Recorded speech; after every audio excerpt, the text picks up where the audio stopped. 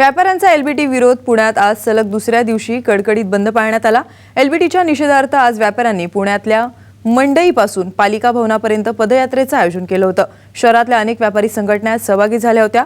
महापौर वैशाली बनकर यांनी महापालिकेवर आलेल्या या व्यापाऱ्यांचं म्हणणं उपमुख्यमंत्र्यांपर्यंत पोहोचवण्याचं आश्वासन दिलंय।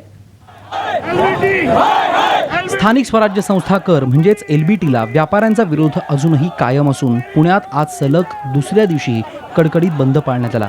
एलबीटीच्या निषेधार्थ आज व्यापाऱ्यांनी पुण्यातल्या मंडईपासून पालिका भवनापर्यंत पदयात्रेचं आयोजन केलं होतं। शहरातल्या अनेक व्यापारी संघटना यात सहभागी झाल्या होत्या। जोपर्यंत आमचा एलबीटी हटत नाही तोपर्यंत आमचं बेमुदत बंद राहील। आमची बंदची व्याप्ती वाढत चाललेली आहे। ज्या ठिकाणी ग्रामपंचायत की जिथे आता एलबीटी नाही आहे परंतु 3 महिन्यांना येणार आहे ते व्यापारी सुद्धा याच्यामध्ये सहभागी होत आहेत।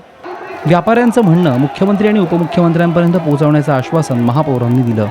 ज्या काही त्यांच्या भावना आहेत त्या भावना निश्चितपर्यंत दादांपर्यंत पोहोचून व सीएम साहेबांच्यापर्यंत पोहोचून जो काही योग्य निर्णय असेल त्याच पद्धतीने आपण त्या ठिकाणी निर्णय घेणार आहोत।